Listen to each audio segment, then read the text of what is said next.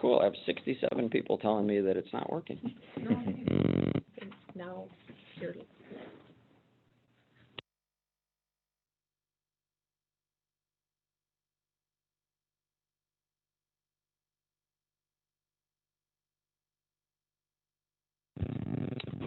Okay.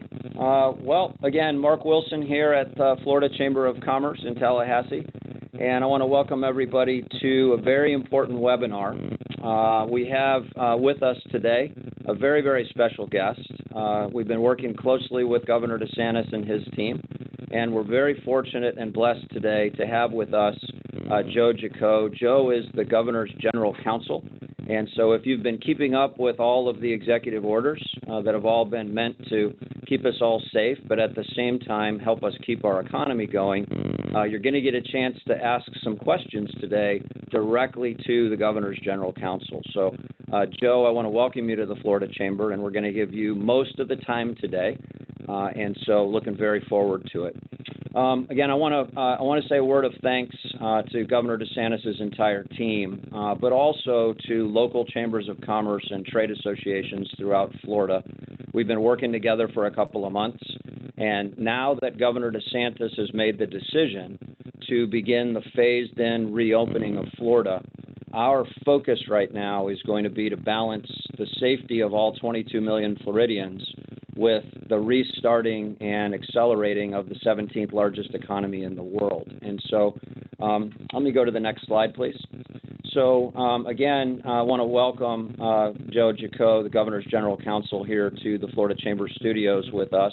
Rest assured, we have much more than 6 feet between us, and we're adhering to not just the old guidelines, but the new guidelines as well. Next, please. Some front-end sort of what to expect today, if you will. We have an hour together today, and the lion's share of our time is actually going to be me turning the program over to all of you, and so you'll be able to ask questions. And so that's what I want you to expect today. We don't have a bunch of charts and graphs today. I do want to talk briefly about the local framework that's in place. In terms of how to ask a question, it's real simple. At the bottom of your screen, you'll see an icon that says Q&A. What we would like to do is go ahead and use the Q&A feature. You can go ahead and start asking your questions now, and I will be the one moderating those questions. I'll take them as they come. I'll ask the question of General Counsel Joe Jacquot, and then he'll have a chance to answer them live.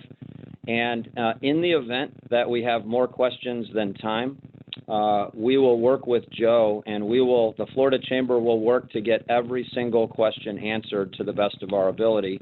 And as Joe has done before, he's agreed to work on those questions and get back to you as well. In terms of the purpose of today, I want to be clear about this. Joe Jacquot is the Governor's General Counsel. He's the author of these executive orders, and he agreed with me that the best thing we can do is to try to explain the intent behind the executive order. I want to make a legal disclaimer right up front. We're not trying to give any legal advice today whatsoever. Joe is the General Counsel for the Governor. All of you on the line today have your own General Counsels. And Florida is one of those states where we're very diverse. We're the 20th most diverse economy in the country. And what happens in Miami is going to be very different than what happens in Tuag or Baghdad or Milton or Palatka for that matter. And so we're going to give guidance today in terms of what the executive order means, and we're going to do everything we can to answer your questions. I wouldn't want anybody to think that what we're trying to do today is give legal advice, that makes a lot of sense, and I hope everybody can appreciate that. So next up, what I want to quickly do is I want to quickly recap for you. The next slide, please. What I want to do is I want to quickly recap what we've been working on for the last 2 months. In a nutshell, is we have a global pandemic that we are yet to have a vaccine for.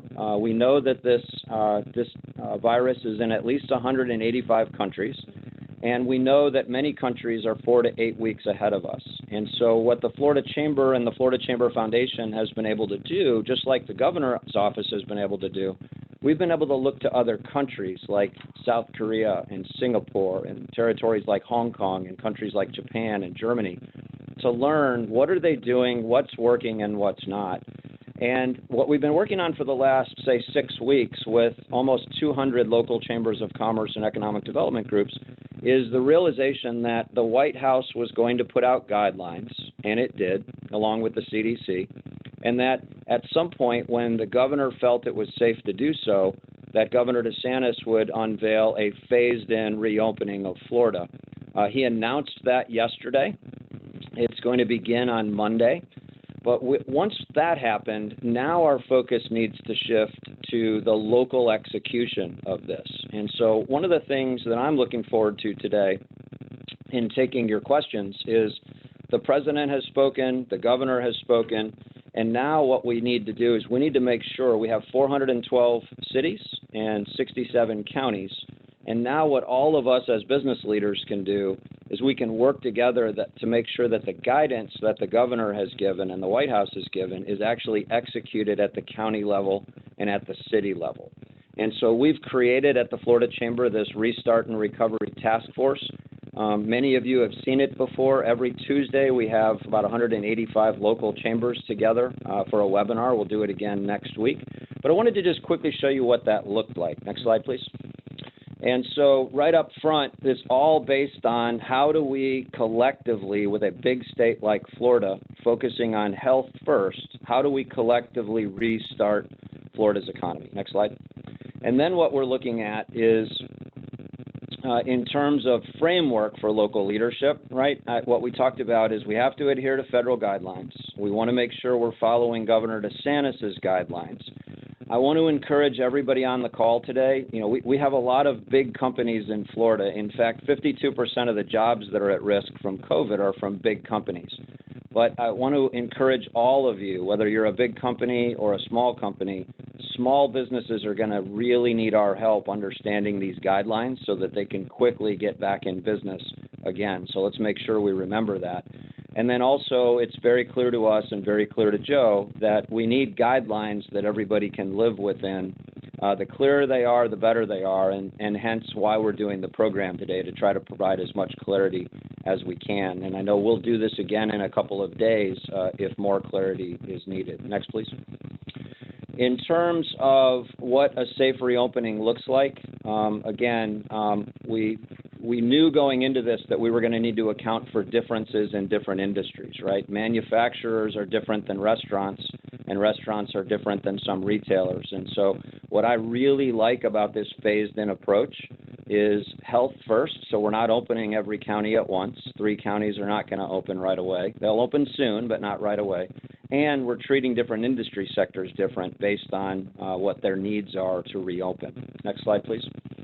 And then finally, what I wanted to show you here is the framework for working together locally is really based on these 6 committees, if you will. We don't need to go through these right now, but for example, if you look at the Safe Restart Committee, how can you at the local level take the governor's guidance and make sure that you're working with your mayor and your county commission to make sure that what gets executed in Sarasota or Tallahassee or Palatka is 100% aligned? And here's the deal. If we can all be aligned, we'll make a safe reopening of Florida as quickly as we can.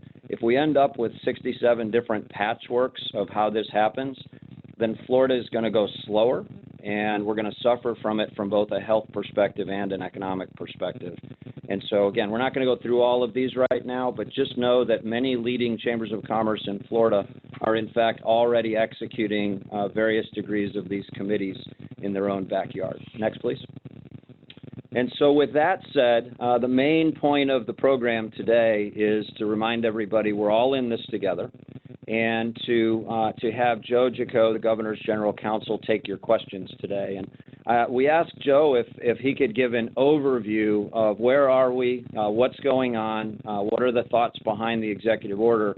So Joe's going to do that for a little while, and then as soon as Joe provides his overview, we're going to go straight into your questions. And I can see we already have about 30 questions in the queue. So while Joe provides some opening comments, I'm going to go ahead and start getting the questions ready. So Joe, the floor is yours. Hey, thanks, Mark. I appreciate that. You know, I've known Ron DeSantis since before he ran for Congress.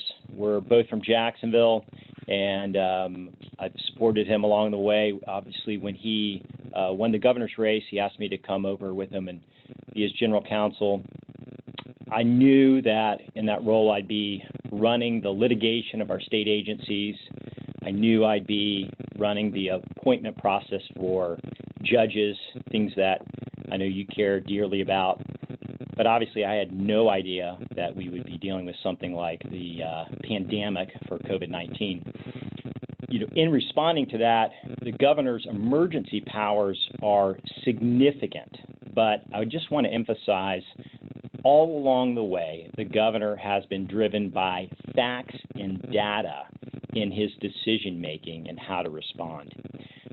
And that's important because, you know, as you know, when you're in the heat of the moment, there's lots of pressures that are trying to push us one way or another, but he's trying to make decisions that are good for the totality of Florida's economy and for the health of our citizens. One of those first big decisions occurred back on April 1st, where we did what we call the Essential Services Order. It's also referred to as Safer at Home.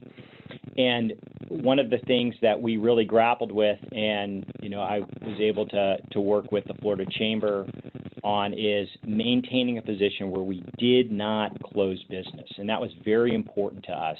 We limited the movement of individuals in that order, but we never told a particular business in that order that they were restricted or closed. And let me give you two examples of why that's so important. So we've got a local bookstore in Jacksonville. It's called the San Marco Bookstore, and we know the owner. And when she saw that order and realized she had to close down her storefront, she thought ahead and moved her internal inventory system of all her books online. And she sent out emails to her customer base and said, hey, I can still operate this way, and if you buy a book now in the month of April, I'll give you a 25% discount, and you can come and pick the book up whenever we open again, in May. And that is the exact type of entrepreneurship that we wanted to maintain. If we had just closed the operation, she would not have been able to do that. But we know people can think creatively. We know restaurants have been out there and others offering the same kinds of gift cards you see at Christmas time, where you spend $40 now and you get a $50 gift certificate later. We want those activities to occur.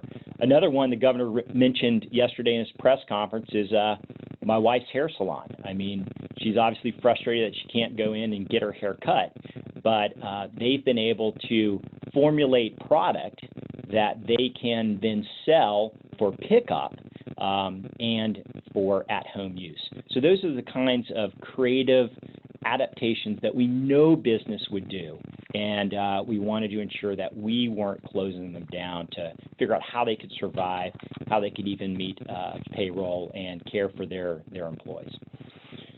Last, let me just say before we get started, just how grateful I am to Mark and his team. I mean, they have been partners in the trenches with us on this, and there's so much that he does and his team does behind the scenes that I am just very appreciative in trying to explain what we're doing in a way that is helpful to Florida's business economy. So, Mark, thank you, and I look forward to any questions.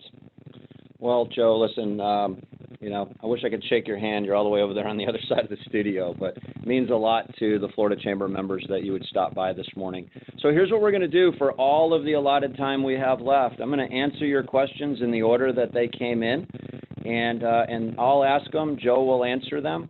I want to remind everybody, in case you dialed in late, we clearly are going to have, I can already tell just by how much my board is lit up, we're going to have more questions than time. So what we'll do is the governor's office has a frequently asked questions document that they've come up with. It's posted on the Florida Chamber's website. We've also created an additional frequently asked questions tool that you can use. And if it's okay, Joe, what I'll do is I'll take all the questions that didn't get answered today, and number one, we'll give them to you, but we'll also post them on our site. And as we get the answers, we'll remove specific company names, obviously, but I think the more people that have access to more information and guidelines, the faster we'll be able to reopen. So that's how we'll handle this, okay? Sounds good. Okay, so Joe, first question, and I'm not going to, just because we have hundreds and hundreds of people on the line today, I'm not going to go through who asked what. I'm going to try to keep these general, okay? And so first question says, since restaurants will be allowed to serve outside, does that also include alcohol? Absolutely. You know, one of the things that the governor has cared about from the beginning is that as long as we can do it safely, we want normal life to continue, right? And so, look, you know, if you're going to have, I can distinctly remember saying, you know, if you're going to have dinner and want to have a beer, you should be able to do that, you know, and whether that's, you know, going to be at home and being able to do alcohol to go, which is something that we allowed, or whether it's now, you know, on the patio of a restaurant, absolutely. Okay. That's good to know. Next question has to do with a large Orlando resort. And I actually don't know who this is from, so I'm not protecting the name. It says, do you believe a large Orlando resort can host a 2,000 to 3,000 person trade show and convention in mid-June? Ooh, yeah, these are the tough questions, right? And trying to forecast where we're going to go. Let me refer back to the president's document that he's put out on opening up America. That document really lays out 3 phases, and as you may know, the governor traveled the day before yesterday to meet with the president in the White House and to ensure that the state and federal efforts are aligned. You know, that 3-phase process anticipates each phase being approximately 2 weeks. So if you game that out, you know, from May 1st, we're looking at, you know, possibly June 15th where things can be open. Now, in our order that we put out yesterday, we did not reopen things in the 3 South Florida counties, Miami, Broward, and Palm Beach, as much as in the rest of the state, because obviously that's the hot spot. So, you know, the best I can say is we would hope to be, you know, fully open, I think by the end of June, but the governor's going to do this by data. And so he's going to look at that data, you know, each step of the way through these stages. Yeah, and Joe, that's just an incredibly tricky question, because if we were on a linear platform where it was only a legal question and we didn't have a changing virus to deal with, it would probably be easy to answer. Yeah. But, you know, the Florida Chamber's in the same boat. We do statewide events every other month, and we're asking the same question. And the more we research it, the more we realize, you know, if you look at other countries like Singapore, you know, they reopened their economy and they started doing events again, only to see a spread of the virus that was worse the second time around. So they had to shut down schools and businesses and all travel and all non-family gatherings for a second time. And we need to make sure that doesn't happen in Florida. So I suspect, as the governor follows the White House guidelines, I suspect that this is going to have more to do with how well we all can contain the spread than it is a legal question. Absolutely. Right? Okay. Next question actually has to do with something you just mentioned, Palm Beach County. And the question is, would you address Palm Beach County? And I take it to mean that means, you know, what about Broward, Dade, and Palm Beach? When might we see action there? I think that's what the question behind the question is. Yeah, so from a legal perspective, this is a little complicated in the way that the orders went out. So there was a desire in officials in Broward and Palm Beach to be connected in with the same kinds of restrictions that were occurring in Miami, right? So the 3 counties were essentially in sync. So we initially did an executive order that essentially tied those counties along with Monroe together at their desire.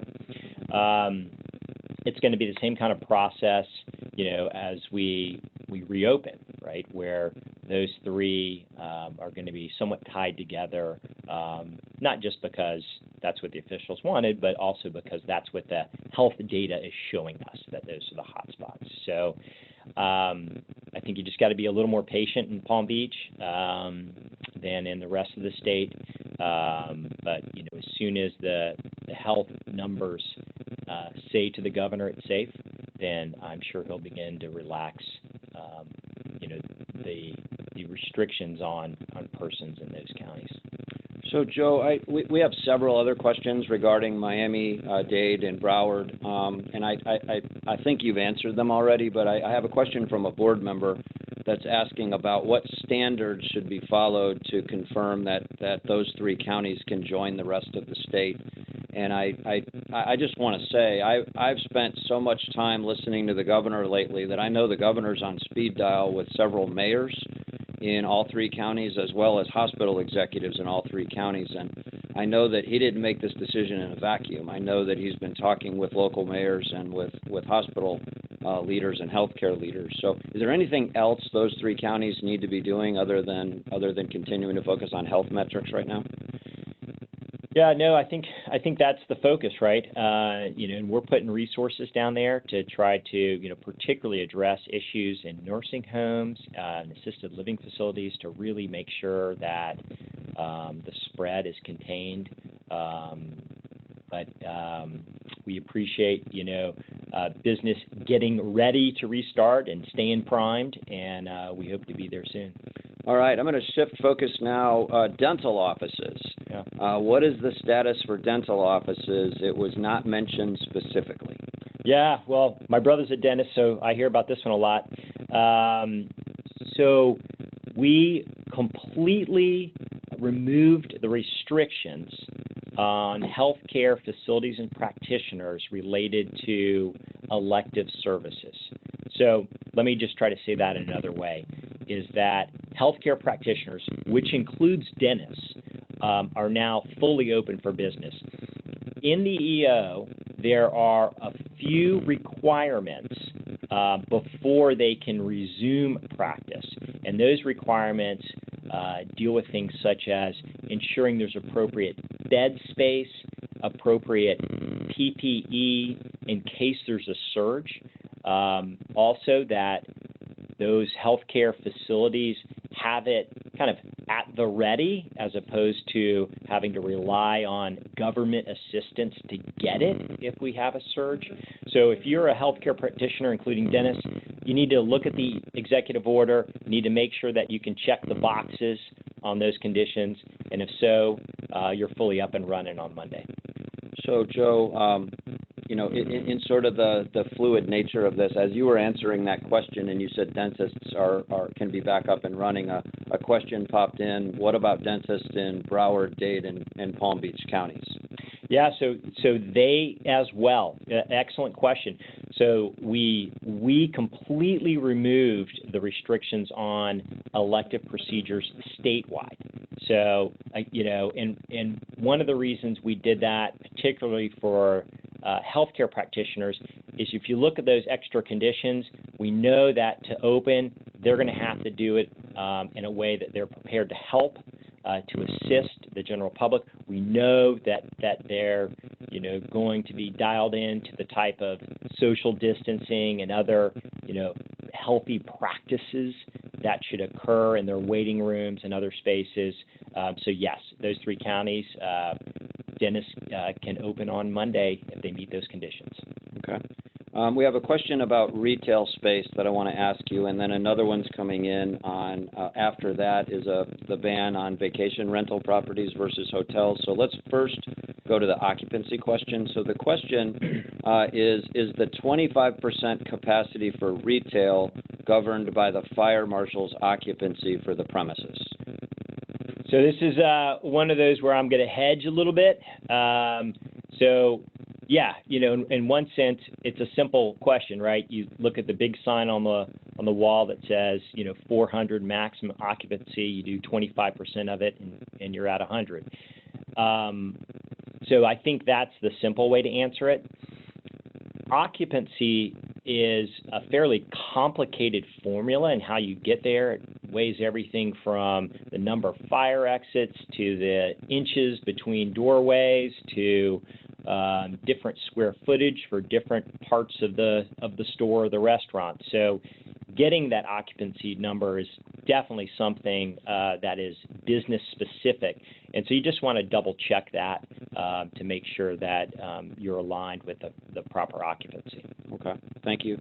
So Joe, I had a question come in relative to vacation rentals. And the question really, I'm going to summarize it. The question is, hotels appear to be opening back up, but not necessarily the vacation rentals. And they were asking for some explanation behind that. Yeah, in doing this, look, at the bottom line, this is why we have a free market system, right? We don't want government in, doing this kind of line drawing. But in an emergency situation, we're forced to do that, and that's somewhat unfortunate. I can give you the rationale behind it is that, the governor has in place a requirement for anyone coming from out of state to isolate for 14 days. And that has been continued under the executive order that the governor announced yesterday. So, we know generally that it is difficult to bring a family to stay in a hotel room for 14 days. I know that's true for my family of 5. But it would be a lot easier to rent a beach house through a vacation rental platform for us to come down and stay for 2 weeks. So that's really the reason behind the line drawing. I know it's not perfect, but it's trying to eliminate the incentive for folks to travel from out of the state into Florida to potentially bring the spread. Yeah, and Joe, I appreciate that. We're getting a lot of questions on that, and that also shows that interconnection between White House guidelines and what the governor's doing to try to keep everybody safe, because the sort of so-called non-essential travel was really coming from the White House to all the states. And so the good news is that's hopefully only a matter of weeks if we can continue to do the if we can continue to keep the health numbers in place. But anyway, thank you for answering that. Okay, so we're next one here. The stay-at-home order expires today. What does this mean to non-essential businesses that want to return to work? If we can safely distance in the workplace, are we able to call employees back? Okay, so let me just explain. There were 2 executive orders, one that went into effect that will extend the Safer at Home order from its expiration tonight at midnight to Sunday at midnight, right? So that has been extended an additional 3 days. So status quo until Monday morning. Come Monday morning, the reopen executive order takes effect. So one of the reasons that the governor wanted to provide that time, and other states, including Texas, have done the same, is the ability that you're asking for, right? To reach out to employees, to make sure that they're, ready to come back to work. You need to stock up on supplies, whatever it takes to get your business up and running. And so everyone's kind of got the same launch date, which would be Monday morning. Okay, thank you for that. Joe, there's another question that is probably from the retail sector, and the question is, since retail businesses are currently limited to 25% capacity, does that also include Walmart and Home Depot, or are they exempt because they're considered essential? Yeah, good question. So the lists that defined essential services were derived from 2 sources. One, the Department of Homeland Security, which is referred to as the CISA list, and the Miami-Dade orders. Now, this goes into our original position of we weren't going to decide, I'll say bluntly, the winners and losers in terms of who could stay open and, who has to close. I mean, the governor did not want to take that position for the reasons I explained before, in terms of, entrepreneurs will come up with their own good business models. So in that sense, I just want to say at the beginning, I understand that it is frustrating for some retailers to see someone like a Home Depot that's open and is practicing social distancing and good sanitation measures, and for another retailer that thinks they'd be similarly situated and can employ the same types of safe practices to be closed. That is frustrating, but that's a product of what was on those lists. Going forward, starting on Monday, the businesses that have been open can stay open, just as they have been. So Home Depot, again, that's been fully opening with its safe social distancing practices. Nothing's going to change for the Home Depot, where a retailer that has been closed can only come back online at 25% occupancy. For now. For now. Yep. That's right. Good, and hopefully that'll rapidly change if we can keep everything safe at the local level. Okay, back to hotels and resorts. We have a question here regarding occupancy. It says, do hotels and resorts have any limitations on their occupancy or any special operating requirements? Yeah, I mean, this is one that if we were, and I say we, meaning the governor's office, in the business of restricting hotels, we may have thought through this in a particular way, but we adopted the standards that Miami-Dade had, and those standards do not have any particular restrictions on occupancy. So, what hotels and motels have been doing over the past month, they can continue to do. Okay. Next question actually has to do with OSHA, and this is an interesting one. We have, Joe, I think you know this, the Florida Chamber has a Florida Chamber Safety Council, and we're actually the Florida chapter of the National Safety Council. And we've been doing online training courses, including on OSHA, and quite a bit of, what do employees need to know in this COVID environment. So this question is actually a question I asked OSHA on one of our seminars recently. And it says, can you speak to how businesses might handle reopening while still remaining in compliance with OSHA's general duty clause? Yeah, so what did OSHA say when you asked them? So what I asked was, I said, and this was probably, we've had several seminars. This was probably 2 weeks ago, in fairness. I asked OSHA, I said, what would a business do if the White House said one thing and a governor's office said something and a county said something different and a city said something different? And the official answer I thought was beautiful is, I have no idea. And so they said they were going to take that back up to Washington. And it just, again, the good news is the White House and the governor are very aligned, and that's going to be a big advantage for Florida. Now what remains to be seen between today and Monday is, will all 67 counties and 412 cities, can we all have one standard statewide so that businesses don't have to, be in this gotcha lawsuit deal where, the president and the governor said it could happen, but, meanwhile, maybe we're passing all these mandates and rules locally. So I know that's a little off of the OSHA question, but, what can a business do? Obviously, 96% of Florida Chamber members support a phased-in reopening, which is what we have, and all of our members know that safety comes first. But in this scenario where we have guidelines coming from different places, I don't know what kind of advice to give businesses other than, just do everything you can to put safety of your employees and your customers first. And, OSHA made it clear to the participants of the Florida Chamber Safety Council seminar that, if a company is doing all it can in good faith to keep its employees safe and practice social distancing, that's going to go a long way in the way that they view their actions. Yeah, I think that's right, and I'd be happy to follow up with OSHA too and try to get some clarity. And I'll say, we've had a similar kind of relationship with the Department of Labor in regard to unemployment benefits, where the state is obligated to follow a lot of federal rules and guidelines that the Department of Labor puts out to ensure that we get reimbursement. And that can be a difficult conversation when we're trying to really push the envelope to ensure that people can get those benefits they qualify for in a timely manner. On the one related to local rules, just as we made a real point of the fact that we only limited the movement of persons in the governor's executive order and didn't restrict and close business, that we left those decisions to local government. And the reason why is they have, their own unique powers. They can be sanitation, they can be building code, they can be fire marshal.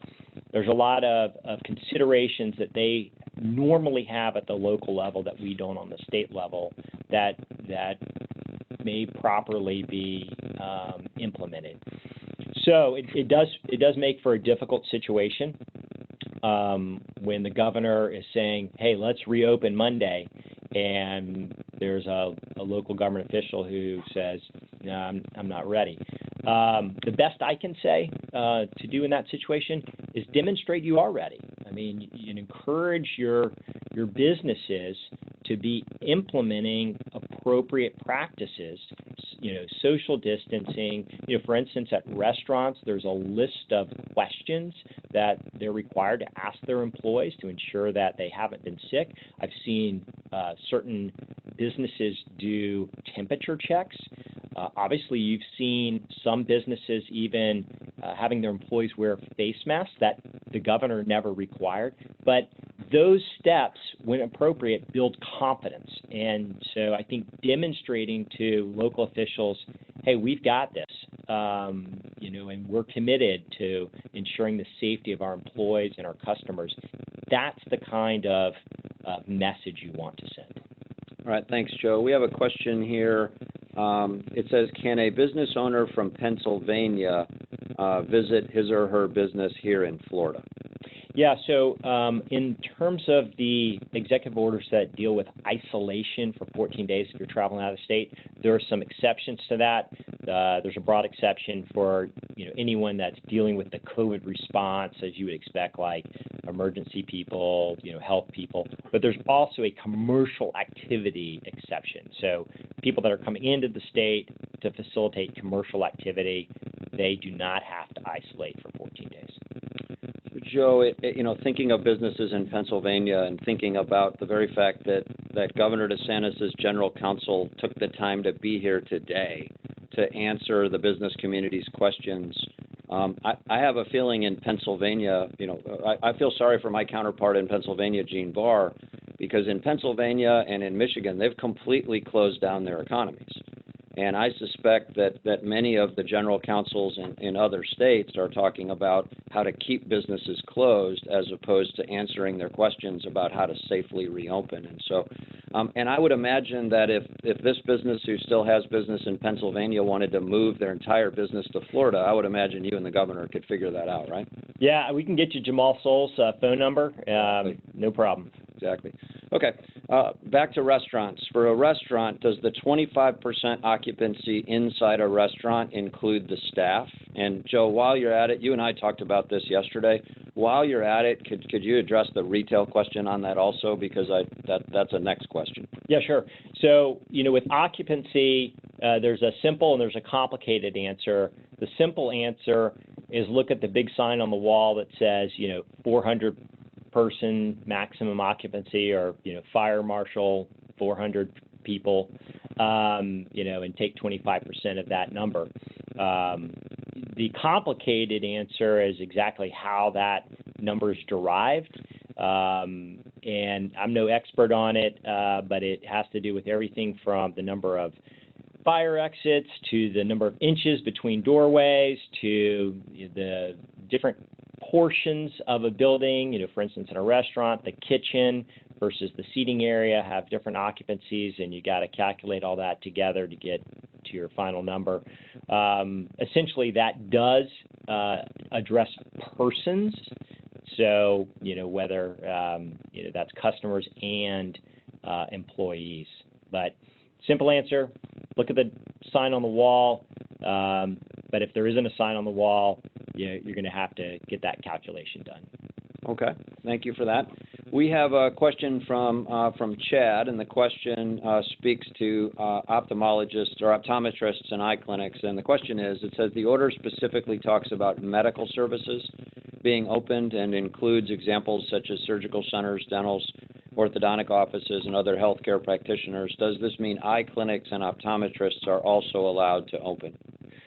Yeah, so, one of the things that we were careful about in that executive order that essentially, closed elective procedures is you don't want a government guy like me dictating, our health policy. So, who is a health practitioner is something that may not only fall under Florida statutes, but also under your regulatory agency and regulatory board. Also, what types of procedures are elective or what are not, or what's in the best interest of the patient. Those are all kinds of things that you don't want me answering, but you want the professionals answering. So I don't know exactly. I guess what I would say as a shorthand is if you've been open, continue open. If you were closed because of that executive order, you are fully open on Monday as long as you meet the conditions of this reopen order. So please check that executive order to ensure you meet the conditions.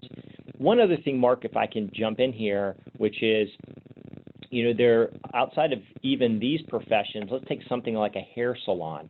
One of the things the governor and I talked about was, okay, those personal care businesses, particularly where you have a close contact, are going to remain closed.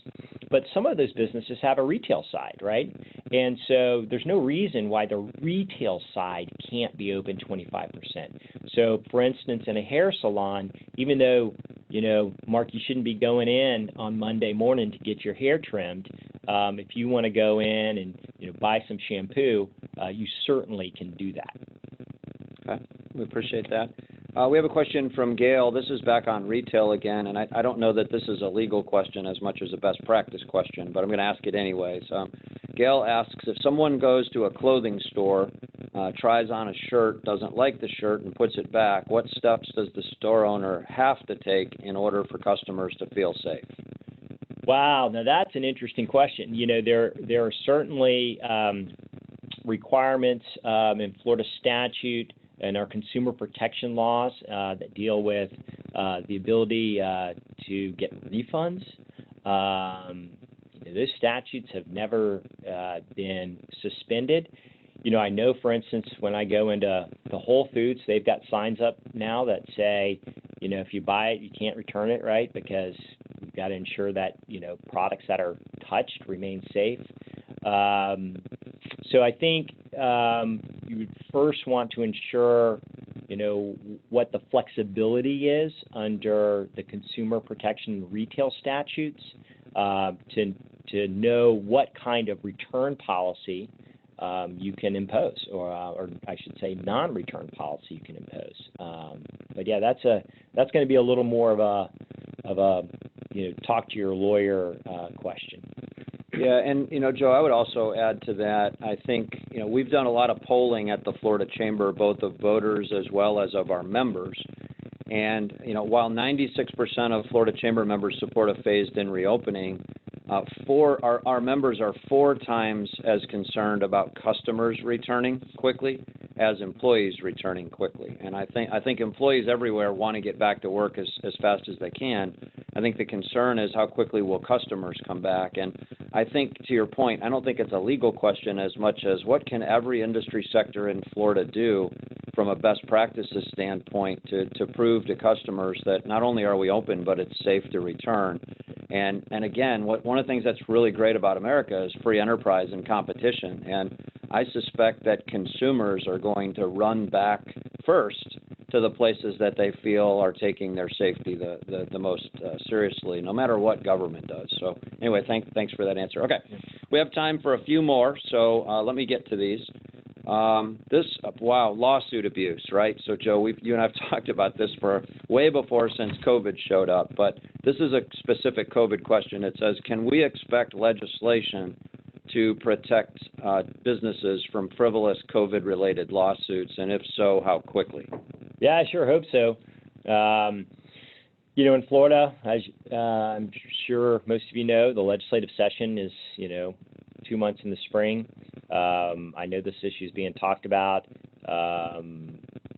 There's mechanisms for trying to address that kind of legislation earlier. There's a lot that goes into that legislative process. But we're not only talking about it, but we're interested in figuring it out. And as you see, it's an issue on the federal level too. I mean, this has been discussed, by the Majority Leader Mitch McConnell as he thinks about the next package of support dealing with this. All right, well, thank you for that. We have a question on restaurants, and it says, the executive order allows on-premise consumption of food and beverage. And the question is, what is intended by beverage? Can restaurants and food establishments sell alcohol for on-premise consumption in the 25% occupancy or the outdoor seating areas with meals? Yes is the answer to that. Okay. The intent is just to, go back to normal food and beverage service, just at a 25% occupancy. Okay. And just to show you how diverse our membership is at the Florida Chamber, we have a question about zoos and animals. And it says, zoos are being affected by the lack of people visiting. Are there any considerations being given to zoos so that they can open? And I'll let you fill in the rest there. But any thoughts there? Yeah, no, good question. So, this came up as part of the executive order on April 1st that identified essential services. We had a provision in there that we could add additional essential services. And one that we added was we had heard from a number of theme parks and others that were concerned about this. So that is an addition to the essential services list. So I would encourage you to look at that. It'd be a document that would be at the Florida Department of Emergency Management, so it should be posted on their website. If you have trouble getting that, Mark or I would be happy to provide you that because obviously you want to maintain the care of the animals. Great. Thank you, Joe. So this one has to do with state. So I'm just going to read the question. If a business has a license that's controlled by the state, an example would be distilleries, can a city or a county keep them from opening for on-premise consumption, even if the governor and state allows them to open in the future? Okay, so let me give kind of a two-part answer to that. One is you want to make sure that you check not just the 2 April, actually one of these may have even been in March, executive orders the governor did related to restaurants, right? One's referred to as bars and restaurants, one's referred to as alcohol to go. That has some standards in there, but you importantly want to get on the website of the Department of Business and Professional Responsibility. They have a particular COVID tab at the top, and that will click you to a page that below has some FAQs. Those FAQs are really important in answering this question. There's some good guidance that the secretary at DBPR has put out on this, so you want to see that. The second question is, yes, I hear what you're saying about the state license, and those FAQs will go to answer that question. But if the local government has some kind of authority over the building, sanitation, building code enforcement, other types of local enforcement, that's still available to the locals as it always has been. Joe, there's a two-part question here that I'm going to ask this question because I actually think there was a lot of confusion early on about closing businesses in the first order. I think maybe you'd have a chance to answer the question, but also explain that businesses weren't actually closed, right? That's right. And so here's the question. It says, for other non-essential businesses not specifically listed in the order that were closed due to not being, quote, essential, end quote, does this order allow those businesses to reopen, or is it left to local governments to allow it? Yeah, I mean, it's a fundamental question here, and it's a little tricky, but let me describe it this way. So on April 1st, when the governor put forward his essential services, or it's also referred to as the Safer at Home order, that restricted the movement of individuals away from your home. So it essentially said, got to stay home, unless you're going to go do these things. Had some activities in there, going for a walk, a bike ride, obviously attending church. And then it also had in there a list of essential services. And I described those came from the Department of Homeland Security and from the Miami-Dade order. So you could go and leave the restriction to remain at home, to go to the grocery store, the pharmacy, even Home Depot. Now, what we're trying to do is expand that list of essential services that cover other things that, like the bookstore, that you were not allowed to go to, but only up to 25% occupancy of the bookstore. So the way to say it is that you can now leave your home to go to a bookstore that is open for 25% of its occupancy. Now, if the question, I'm just going to kind of anticipate the next question is, what if the bookstore is violating that rule? Can I go to it? Well, no, you shouldn't. And I'm certain that law enforcement is going to take action against the bookstore owner or manager from exceeding that occupancy, if they're going up to 50 or 75%, on Monday prior to the governor, phasing into it. Okay. I'm going to hit you with a couple of rapid-fire ones Yeah. because we're running out of time. So this has to do with the 3 counties in southeast Florida. It says, due to southeast Florida not being included with Phase 1, are there any measures or restrictions for the residents in southeast Florida to travel to other parts of Florida like central Florida? Yeah, no restrictions on traveling within the state. Okay. Let me come down here to another question then. Okay, here's a question. Timeline, is there anything you can share? This is a local chamber of commerce asking this question. For gyms and hair salons, is there a timeline in place for when they might be able to reopen? Yeah, good question. I mean, I'll go ahead and admit, these are 2 things the governor is very eager to open, and he's just waiting to get a little more of health data on them. So, best I can say is hopefully soon. Okay. Okay. We have, how does the May 4 order impact offices occupying customers? So think of professional and business services sector in their transition back to the office. Does this vary based on essential versus non-essential? And the question has to do with customers coming back.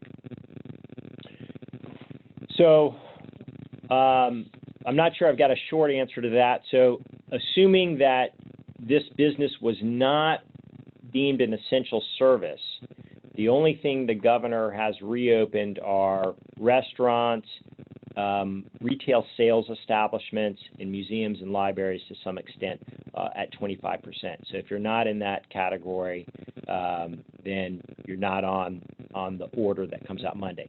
However, let me just be very clear. One thing that has always been open and remains open are remote work, work that provides delivery or pickup. So if it's a business that has been open over the past month, that business can continue to be open. Okay. Quick question. Will cosmetic procedures be allowed under the elective surgery allowed ruling? Absolutely. Just Okay. talk to your doctor. Okay. Can outdoor attractions such as water parks, zoos, historic sites, amusement parks, farms, and gardens open under the new executive order as long as they practice social distancing? So if you've been closed, this is not a reopening for those kinds of theme parks, etc. There is a reopening for museums and libraries. One of the things the governor addressed yesterday is, movie theaters and similar type venues. He's just concerned about that indoor space and how the data has shown that COVID spreads more in the indoor space than the outdoor space. So look, if you're an outdoor venue, I would really carefully look at the essential services list to find your exception, and then just make sure you're following local codes. Okay. Joe, I know we're out of time, but I'm going to sneak in 2 quick ones here. Does the order include think of farmers markets. It says, does this order include opening outside farmers market type venues? Yeah, so farmers markets, I am not exactly sure where that regulation falls. There's an overlap between the Department of Business and Professional Regulation and the Department of Agriculture and Consumer Services. This gets a little technical in terms of how they may be categorized.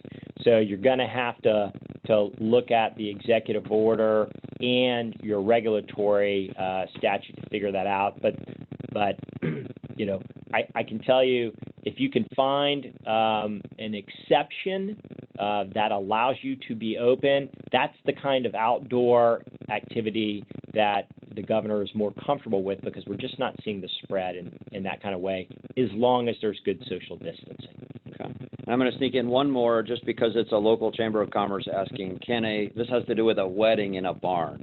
Can a barn wedding style venue, therefore outdoor seats, can they sit at the 25% capacity like a restaurant could? Mark, you're ending with the hardest one. I don't want to be the one that ruins someone's wedding. Yep. You know, there's always going to be these events that kind of fall in the cracks, and I'd have to do a little more research to figure this out exactly. Okay. But, you know, you want to be safe, right? No one wants to hold a wedding and, you know, have it essentially, you know, kind of marred by the fact that someone comes in who's affected with COVID and it gets spread. So, you know, that's a tough call, but you just want to be smart.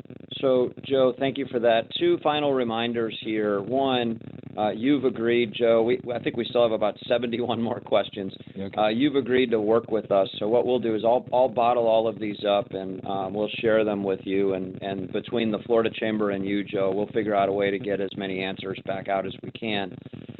One question I did want to ask you has to do with coffee shops. Yeah. And way back when the first order was put in place, I talked to a general counsel who wanted to know, can they go get coffee at their coffee shop?